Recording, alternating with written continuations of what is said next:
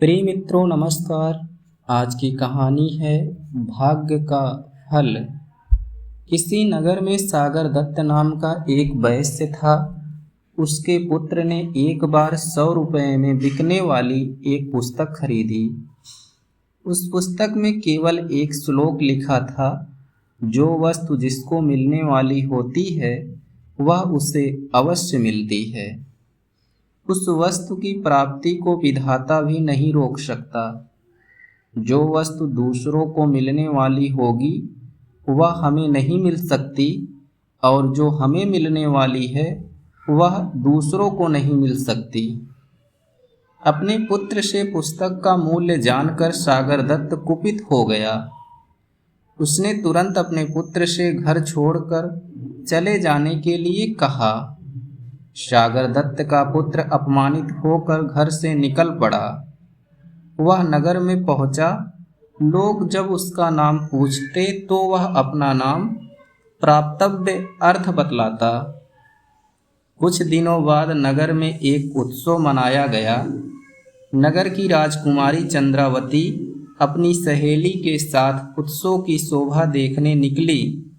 जब वह नगर का भ्रमण कर रही थी तो किसी देश का राजकुमार चंद्रावती को भा गया। चंद्रावती तुरंत अपनी सहेली से बोली, सखी, जैसे भी हो इस राजकुमार से मेरा परिचय करवाओ। राजकुमारी की सहेली तत्काल उस राजकुमार के पास पहुंची और बोली, मुझे राजकुमारी चंद्रावती ने आपके पास भेजा है। आप तुरंत उनके पास ना गए तो वे मर जाएंगी।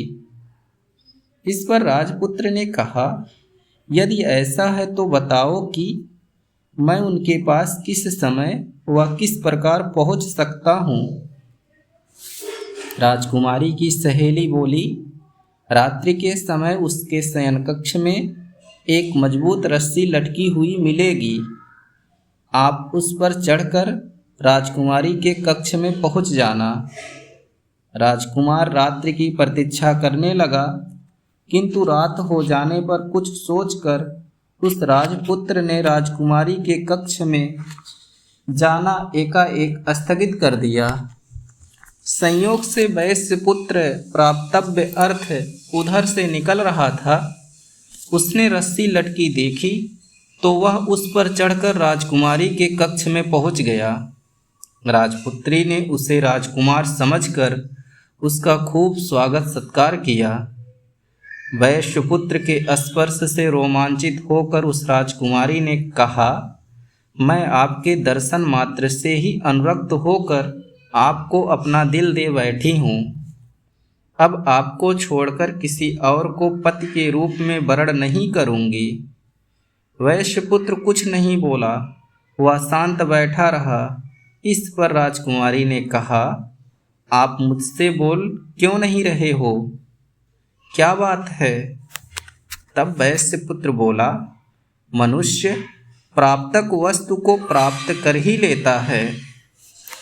यह सुनकर राजपुत्री को संदेह हो गया।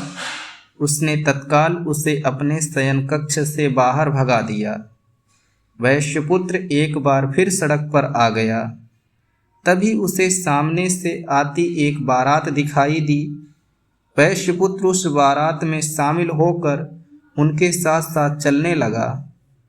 बारात अपने स्थान पर जा पहुंची। उसका खूब स्वागत सत्कार हुआ।